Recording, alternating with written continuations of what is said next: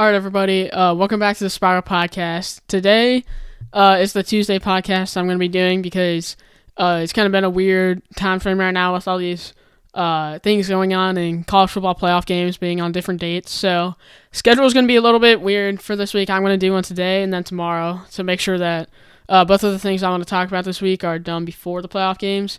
First of all, I just want to say sorry for not uploading in a while.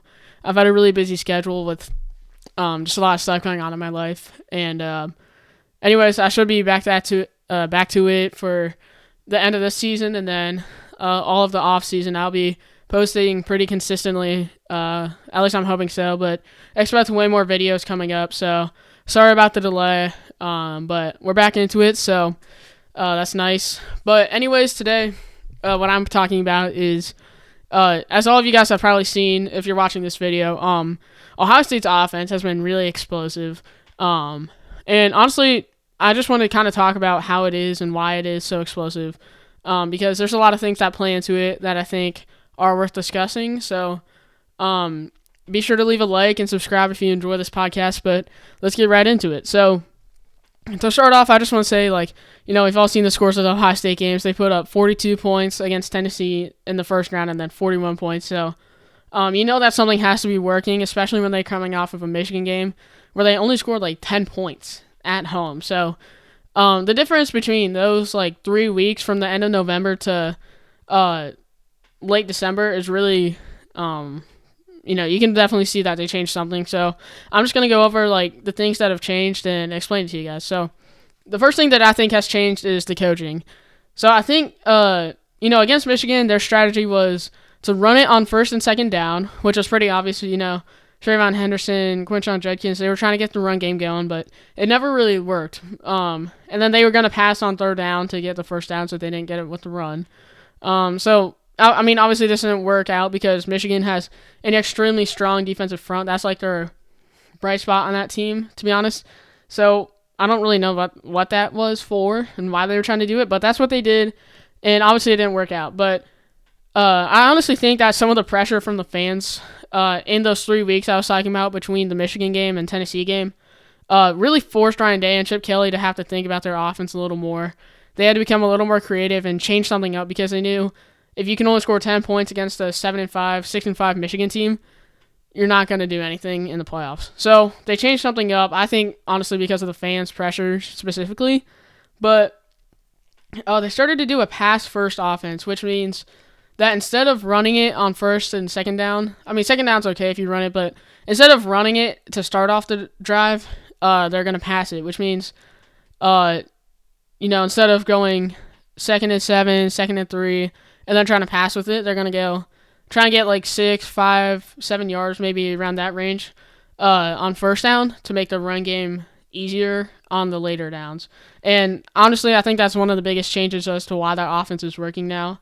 The objective of this is to make the team stop the pass with more help, because once you can start punishing teams with the pass game, even throwing shots down the field, which we've seen Ohio State do a lot, the coaches are really just designing big plays and chunk yards with passes, which will make the defenses have to back up and then take more resources towards the wide receivers and people like tight ends that are going to be catching those passes because they don't want to give up the big play.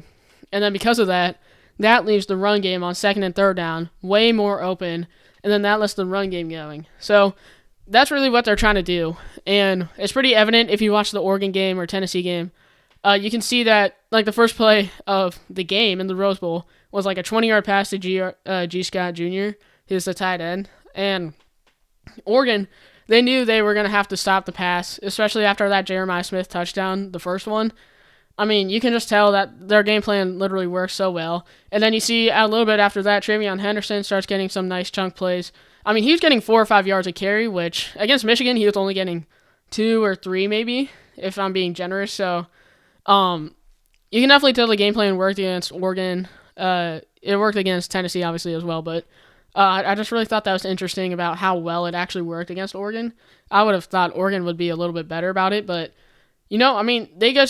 they were doing whatever they wanted to. And I really think that the coaching staff and the coaching game plan going into that game really affected how the outcome was offensively.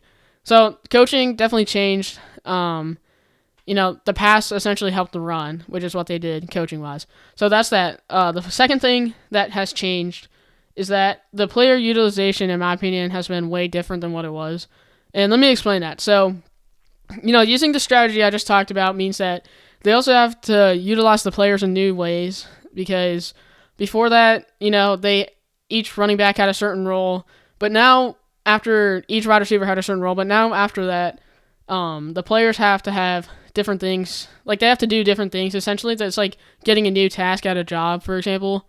They have different things they have to do in different scenarios and different things. So, let me explain that. For running backs, they would really just try and get 2 or 3 or 4 yards of carry, try and dig into that defense to let the pass be easier to do, I guess, on second and third down. But now, with the new coaching style that they have, the running backs are really more of a pass blocking running back. So on first down and second down, really. And Ohio State has really great pass run. How should I say that? Like the rush. They're really good at picking it up. You saw Travion Henderson with a huge block at Penn State on that touchdown where Will Howard fumbled it over the end zone, but still, that was a really good block. I mean, that's just one example. He's been like that all season. Quinshon's a good blocker as well. So they are starting to be more pass blocking on first and second down. I guarantee you, when they play Texas this week, you'll see them pass blocking a lot because they're just really good at it, giving Howard that little bit extra cushion. And that way, on third down, hopefully the run, they only need a few yards anyways, and that also lets them get more explosive runs. So pretty much what I'm trying to say is, instead of trying to get 3 or 4 yards on like power plays to start off the set of downs, they're just picking up first downs now, which is a lot easier for them in a sense because they just have to do one thing, and it's usually been a lot closer than what it was. So run game has definitely thrived because of that. They're able to use Quinshon and Trevion more they're essentially giving them more freedom to be able to run the ball, if that makes sense.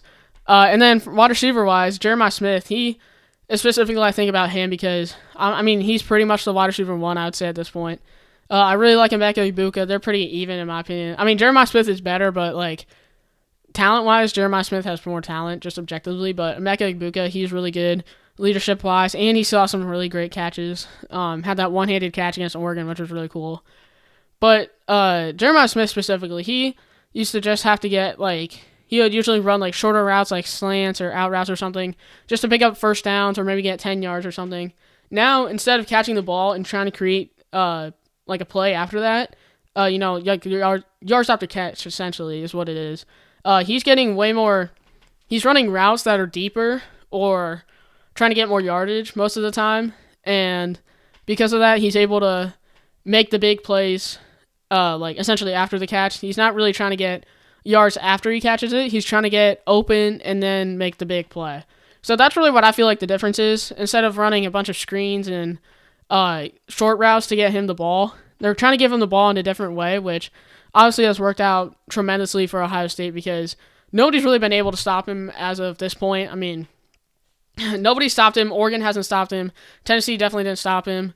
It's going to be hard to see what Texas is going to do to stop this explosive offense because, quite frankly, Jeremiah Smith is just a great player, and Ohio State, I think, is finally truly using him in the way that is optimizing his skills and, just how he's a big, tall wide receiver that can get those jump balls, which is why I feel like they have a bunch of confidence in him. And Emeka Egbuka, able to create way more big plays. We've already seen him make 2 big plays right down the middle of the field this season in the playoffs. So, yeah, it's really hard to argue that what they're doing isn't working because it is working, and they're really just using their players in different ways than they were before, and I think that is opening up the offense in a very big way. So that's the second thing I have. They're utilizing players in better ways than they were before.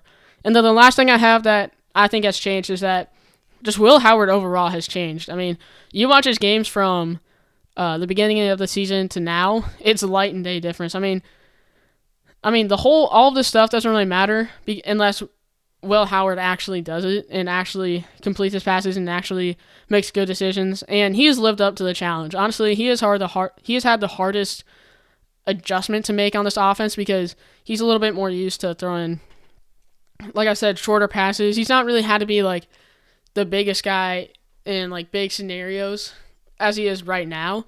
And he's delivered. I mean, he has not thrown really any bad passes that I've seen. He's been very smart with the ball. He's always been smart with the ball, but now he's being smart and throwing better passes and deep down the field.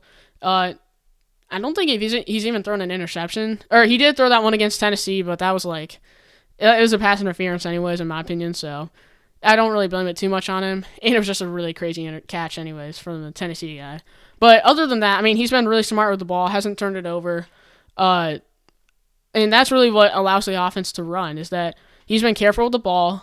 It's really the X factor of the offense. They don't turn it over, okay? And that was something they've struggled with. Penn State scored their pretty much only touchdown against us, or Ohio State, in the Penn State game because Will Howard threw a pick six on the first play of the game.